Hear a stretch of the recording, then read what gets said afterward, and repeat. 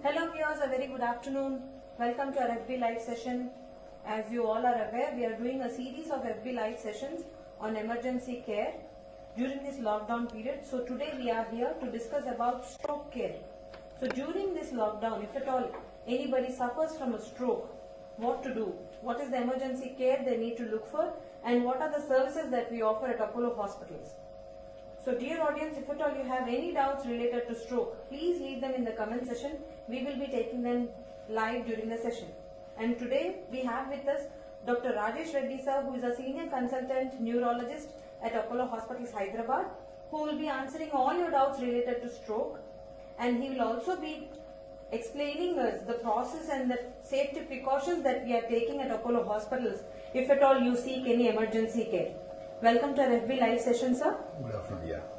So, sir, before we start off our session, so during this lockdown time, this pandemic time, many people are having lots of anxiety issues and stress, and patients are undergoing a lot of confusion. That is, whether to go to a hospital or not, whether to seek online consultation or not, because in many cases, online consultations might not help and solve the purpose of their issue. So, at that times, so people. Are there, like many people might be asking you also, is this good to go to a hospital and seek medical advice, or can you tell me this tablet name and all? But when it comes to stroke, that might not be the case. So how severity will the stroke be if at all anybody undergoes? Please tell us that, sir. Yeah.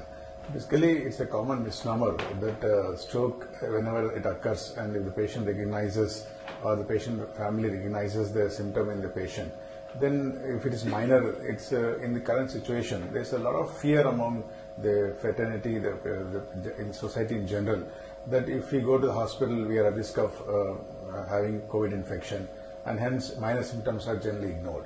But please remember, for stroke, even a minor symptom is a medical emergency.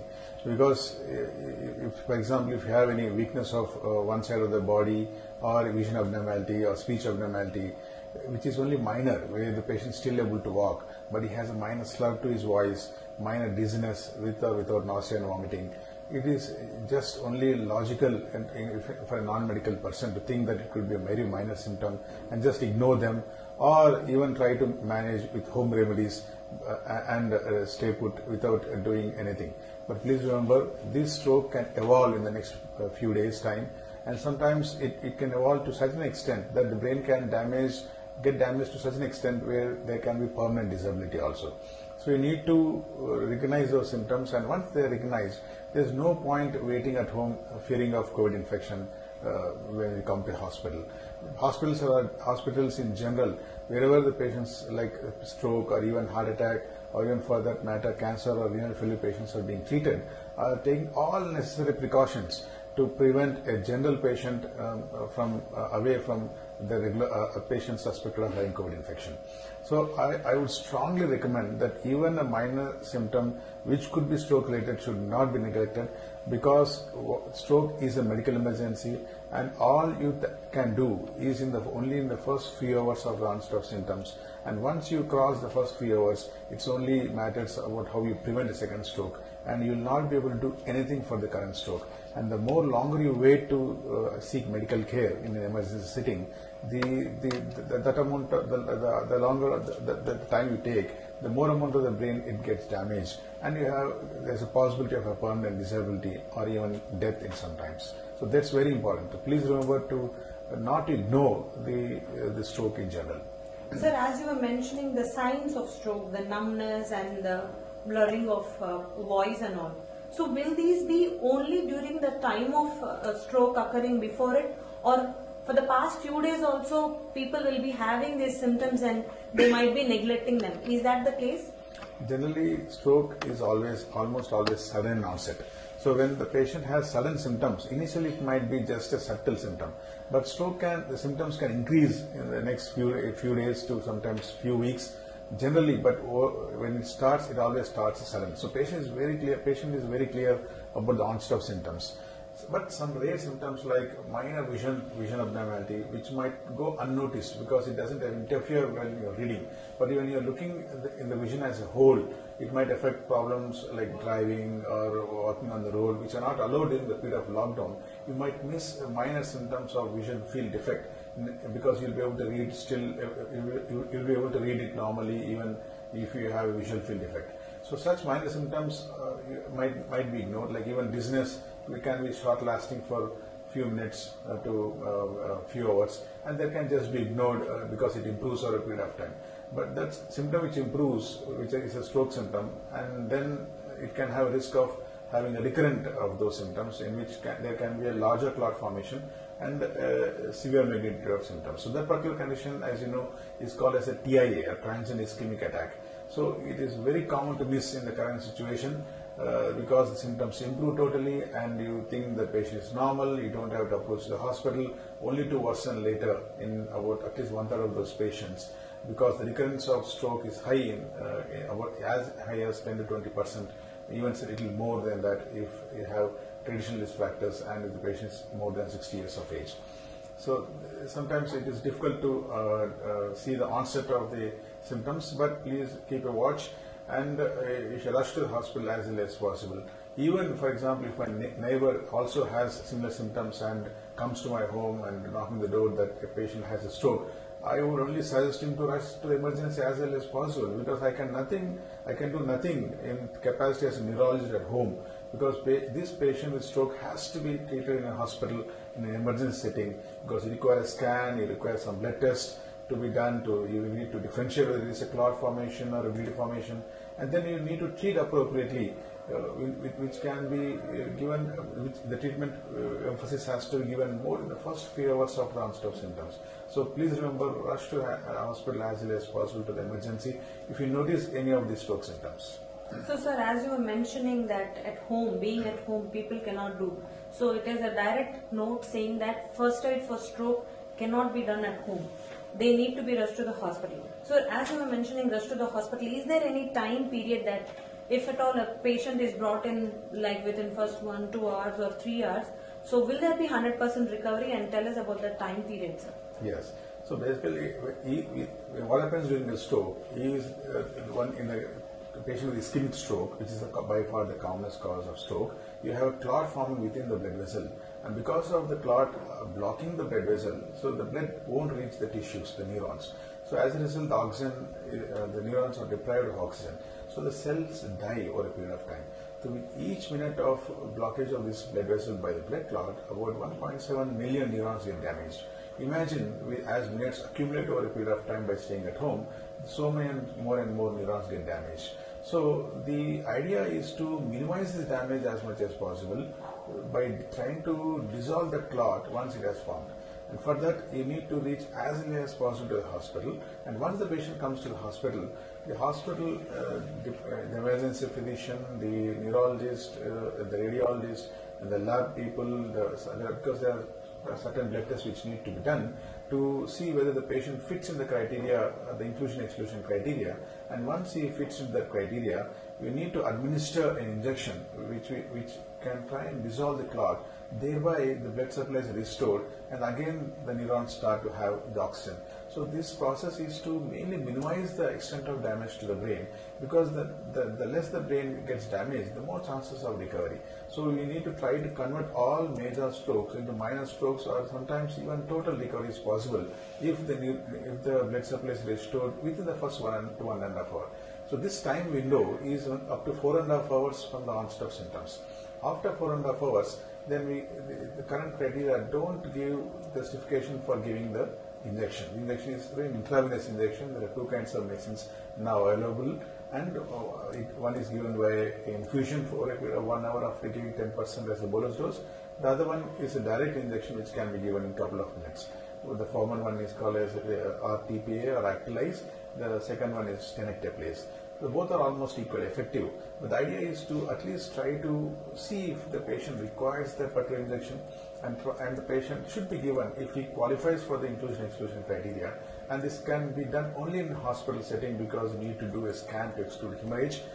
And then subsequently after 4.5 hours, sometimes up to 6 hours or even up to 12 hours, we can also try to dissolve the clot or try to remove the clot directly by passing a catheter from the thigh to the brain blood vessel directly where the blood vessel is blocked, and try to entrap the clot with the help of a stent called solitaire stent and try to remove the clot in total.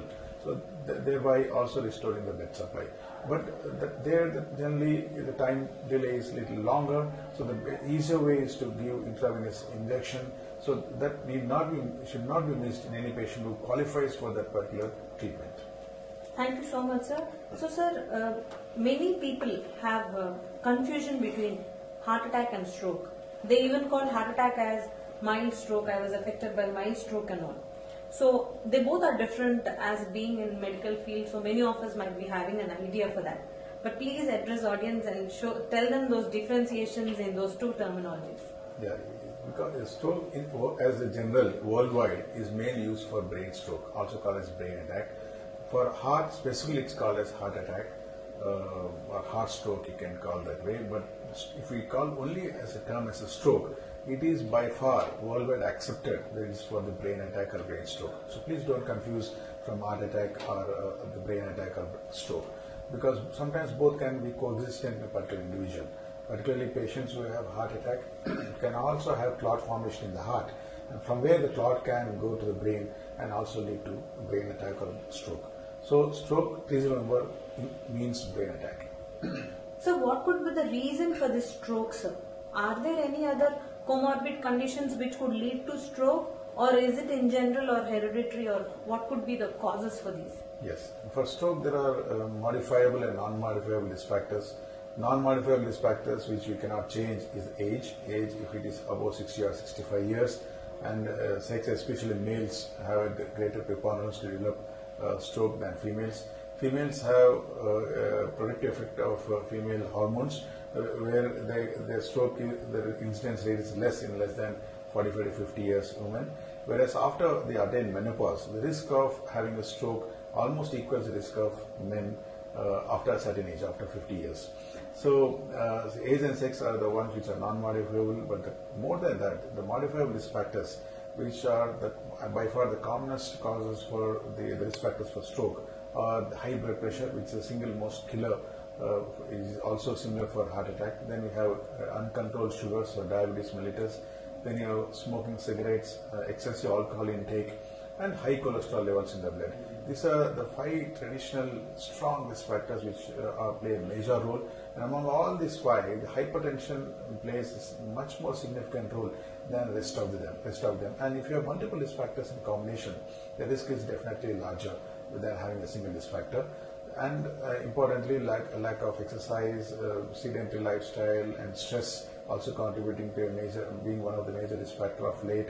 And of late we have been seeing many young people developing strokes. 1 out of every 4 individual is a young person with stroke, and by young person with stroke we mean a person who is less than 45 years of age. That's a serious thing which we need to understand here.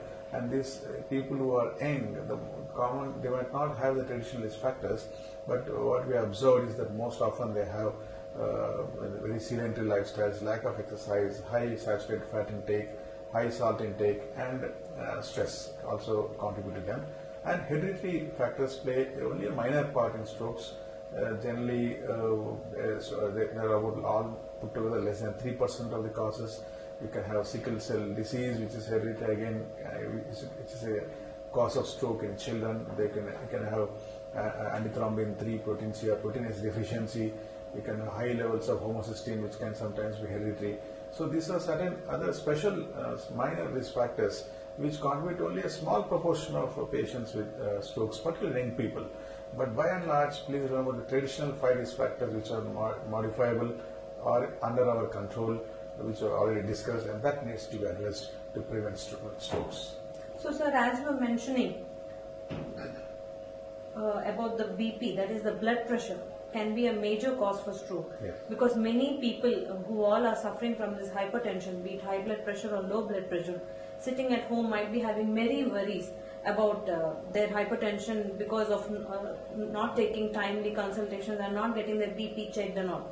So any message to them so that they take it as a precaution or a caution and be alert that this might lead to stroke, so that they need to come to an emergency and seek medical help immediately. Yeah, I'll like to also extend that during this lockdown period, when we were doing the online consultations. Also, what I've observed that because lockdown means we are not supposed to go outside the home, maintain social distancing. So there's more and more possibility that exercises might not be happening, which people used to do exercises, people used to go out and go for walks in parks and go for walks on roads are no longer allowed during this lockdown period, at least until now. And that the more and more sedentary nature has become more common during this lockdown period. And add to that, and stress of acquiring infection in general by going outside. So the stress also I've seen that it has increased in the last couple of months. And high intake of fat by staying at home and not having exercises, having a lot of oily food because people are together. It's almost like a family get together. You start eating more of fat and salt. So that is what is happening, what I observed in the last couple of months. So this might not show up immediately, but this might have long-lasting consequences where we need to observe in the next few months whether actually the incidence of stroke actually is increasing compared to what we have seen in the last few years. So this is a very disturbing trend for us. So that needs to be observed. You need to take your blood pressure medicines regularly, take your sugar medicines regularly, reduce your salt intake even if you are under lockdown, and try to do exercise in whatever form, even inside home, walking steps within the rooms for about 30 minutes, 40 minutes would help. So that is what I would recommend, and don't miss your medicines. Don't always check your blood pressure wherever possible. It could be home apparatus which you can do. There are many available right now in the market. And if you have to buy medicines, you can have online consultation with your doctor. Try to get the medicines delivered to your home. So that is very, very important. This factor should not be ignored irrespective of the lockdown situation. So dear audience, as sir was mentioning, so if at all you have any doubts, you can directly consult our doctors online or even call our emergency number 1066 to seek medical help immediately, and through our Ask Apollo mobile app and through our Apollo 24/7 app, medicines are delivered at your doorstep, so that for your easy access. So do avail these services and be rest assured. So sir, as we were discussing about the stroke symptoms and causes and all, are there any types of strokes and what would be the severity of it? Yeah, strokes are of mainly two varieties. One is called as ischemic stroke, where we already discussed that the blood clot forms within the blood vessel and blocks the blood supply to the part of the brain, and then that part of the brain which doesn't receive the blood supply has an oxygen lack and brain cells die. That's called ischemic stroke, which contributes to about 85% of brain strokes. The rest of the thing is called as hemorrhagic stroke, wherein the blood vessel ruptures. Thereby the blood which should run within the blood vessels tries to get leaked from the rent created in the blood vessel and goes outside of the blood vessel and compresses the brain parenchyma directly. Now that is called as hemorrhagic stroke, which is less common compared to hemorrhagic stroke. The commonest risk factor for hemorrhagic stroke is high blood pressure, which is also for the ischemic stroke. Well, high blood pressure has a direct relation with the incidence and prevalence of hemorrhagic stroke. So if you control blood pressure, majority of hemorrhagic strokes can be minimized. Sometimes you can see hemorrhagic strokes because of usage of medication like blood thinners, or sometimes for oral anticoagulants which you use for some heart conditions and for treating the clots in the leg or to prevent clot formation in the leg. Now they are called coagulopathy-induced hemorrhagic strokes. Now that are a little more serious than direct hypertension-induced bleeds. So the treatment is simple, is to control the blood pressure to prevent the hemorrhages. The third variety, which is again very endemic, very common to our country, is what is called as cerebral sinus venous thrombosis. You know that blood vessels, which there are two varieties, one which carry blood supply to the brain, the other ones which carry out blood from the brain to the heart. So the one which carry out are called the veins or venous sinuses. Now the velocity of blood flow is generally very slow in veins or venous sinuses, and particularly when somebody is dehydrated, it's very common in women who take hormonal pills for excessive bleeding or as a result of as a means of using for contraception.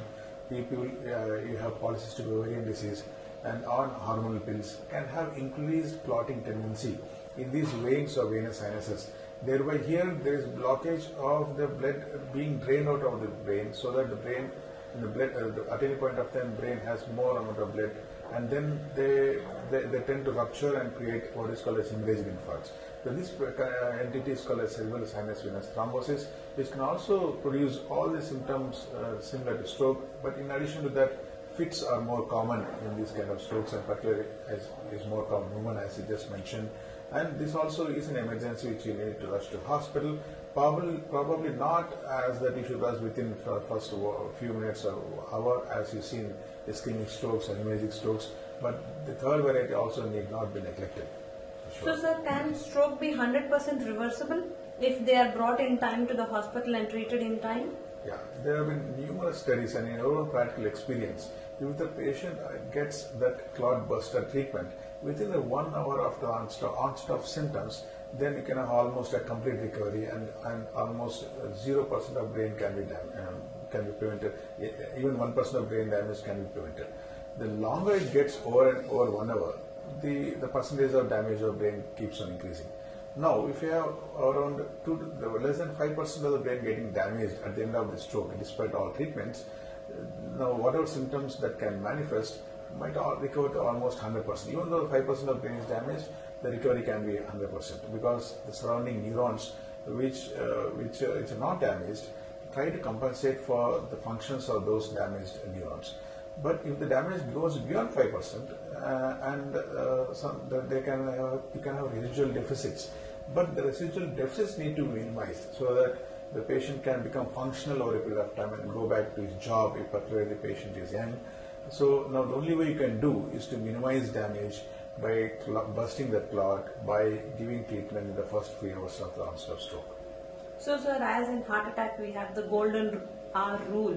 So, same implies to stroke as per your saying. Yes. I could understand that the golden hour is applicable. So, sir, if at all the patient lives in the outskirts and the nearby hospital is a little far away, can the ambulance staff, the paramedical staff, do or give any sort of first aid or medication so that by the time the stroke patient reaches the hospital, he is being taken care, or what is the procedure that happens in an ambulance care? See, the main thing where if the ambulance, the medical personnel who are there in the ambulance cannot administer any immediate treatment to the patient, because you definitely require a scan to exclude hemorrhage. So without doing a scan, we cannot treat the patient.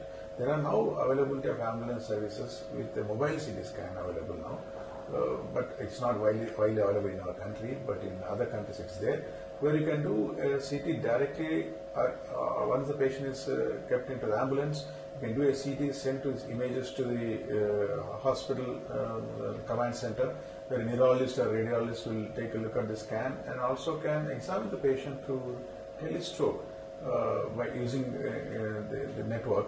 And then sometimes you can administer the injection in the ambulance itself, and after the patient reaches to the hospital, further assessment can be done and treated accordingly. That is quite possible, but it requires a lot more training of the medical personnel and a lot more faith in terms of the patient being able to be satisfied with that kind of treatment, because patient wants to come to the hospital and see the doctor before effective treatment, which can potentially sometimes can have side effects, needs to be administered. So they don't want anybody else other than the doctor tell them directly. So there are some limitations to that, but it is still possible.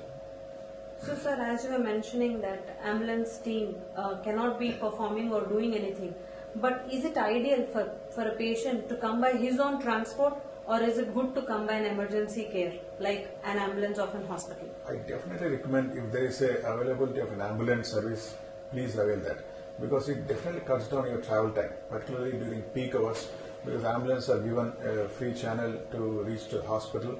But if you try to come in your own private vehicle, then you'll be stuck in traffic. You cannot convince anybody to clear path for you. So I would strongly recommend to use an ambulance, particularly in this lockdown situation, where if you come in a private ambulance, you can have multiple checks by the police personnel.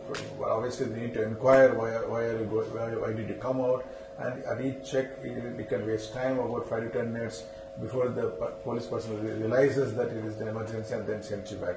We have few patients like that in this period of lockdown, where because of them coming in their private vehicles, they have delayed coming to the hospital 45 minutes. So if they come by ambulance, that 45 minutes crucial time might have been minimized to the least extent, and that amount of brain can be saved. So it's strongly recommend to use ambulance services in this setting. If it's not available for any reason, then you have no choice but to come here in private vehicle. A small add-on, sir. Dear audience, not only just for minimizing the time save, if at all you come through our ambulance, proper instructions will be given to our ER department, so the specialists and the doctors are also readily available there to take care of the patient immediately the moment the patients are brought in. That's correct. Yes, sir. So you will be getting information from the ER department saying so and so person is coming in, and I guess that is why that is the way that we act in when if at all an emergency case is brought in. So dear audience, so please avail our emergency service by dialing 1066. Not just for emergency healthcare, if at all you have any doubts also whether to come to an hospital or not, even our experts sitting at 1066 station will be helping you out in ruling out your worries. So sir, as we were mentioning about the timely medications and bursting the clot that has happened and all. So will this treatment be continuous or is it done for them? Yeah, so after the treatment with emergency IV therapy or sometimes the salt test and retrieval is done, the treatment doesn't end there because that is only the first part of it. Obviously, all these patients who have stroke needs to be hospitalized. If the patient has a patient who received this immediate treatment, they will be observed at least for 24 hours in ICU. And if the patient has recovered very well and the patient is stable, if he is breathing very well, if he is conscious and alert, they will try to shift the room, and if the brain damage is minimized to the most mild variety, then the patient can actually be discharged even in 2 to 3 days. If the severity increases, like if it becomes a moderate stroke, where the patient is able to sit but he cannot stand and walk or and heal by himself, so that comes with a moderate severity, where obviously patient might require 2 to 3 days in ICU and then about 4 to 5 days in the ward, and then gets discharged in a week's time about. If the patient has a severe stroke, where patient might actually require a ventilator, is bedbound, their extent of damage is very severe. In those situations, obviously the ICU stay will be prolonged, and sometimes you need to do tracheostomy to bring them out of ventilator, and then shift to a ward, which might take about a couple of weeks in the ward. So you're talking about anywhere between 2 to 3 weeks or a little more than that in case of severe strokes. And please remember, the mortality rate in severe strokes is high, particularly for patients with hemorrhagic strokes. A patient with hemorrhage which is severe enough, about 40 to 50% of them die. Patients with ischemic stroke, which are severe strokes, about 25 to 30% of them die. So mortality is very high in these severe strokes. Even if the death is averted, the patient are generally disabled over a period of time, and the maximum improvement they can have is to improve to an extent they can become wheelchair bound over a period of 6 months or a year. So again, I'm trying to emphasize this point because we should try to use those initial few hours to try to convert all possible the severe strokes into milder ones or almost no damage ones, so that recovery is faster and patient can go back to their routine lifestyle and routine work as soon as possible. Thank you so much, sir. So, sir, as you were mentioning about the severity of the stroke, and it could be mild and it could be severe or not, what would be the recurrence chances of this stroke, sir? Yes. The recurrence of stroke is having a second stroke after a first stroke symptom. Now, recurrent stroke can vary anywhere between 5% to 25%. So, it depends on the cause of stroke. For example, if the patient has a stroke because of blockage of the blood vessel which goes to the brain, and the blockage is in the neck, which is called atherothrombotic stroke, the risk is close to 20 to 25%. That means 1 out of every 5 can have a second stroke despite being on medical management. If the cause of the stroke is because of the clot forming in the heart and then going to the brain, the risk of having a second stroke is around 15%. Now, there is a variety of stroke called as Lachenal stroke, in which the clot is smaller one and you don't have any blockage of the blood vessels or you don't have any problem with the heart. In these conditions called as lacunar stroke, the chance of having a second stroke is around 5%, even much lesser than that if you are using medicines properly. So it depends on the cause of stroke, but generally atherothrombotic strokes where there is a blockage of the neck vessel has a very high risk, and a patient with lacunar stroke where properly treated with medicines has a minor risk of having a second stroke. So we have a question from an audience, sir. For brain stroke, which area of brain start to show these symptoms? See, there are mainly two carotid arteries and two vertebral arteries as the main blood supply which goes to the brain, and they in turn divide into divisions, first level division, second level division and third level divisions. So it all depends on which particular blood vessel is affected and if that particular blood vessel, which particular branch is affected. Sometimes there can be total blockage of one major blood vessel, or there can be only a blockage of a minor, smaller terminal branch. So if there is a blockage of terminal branch, for example, if you have a terminal branch blocking the language area, which is generally situated on the left half of the brain, particularly in the left side frontal lobe and the temporal lobe. For example, temporal lobe, if it is there, you can have problems with comprehension or understanding spoken speech. If the clot is in the left frontal lobe, which is useful for our expressive language, the patient can have difficulty in expressing words, trying to make words into sentences, and not be able to speak grammatically properly. So it depends on where the clot forms and what function the brain serves. So you can have, in general, if you have strokes on the left side, you produce weakness on the right half of the body, because generally the control of power is crisscross. So the left side controls right half, the right side of the brain controls the left half of the body.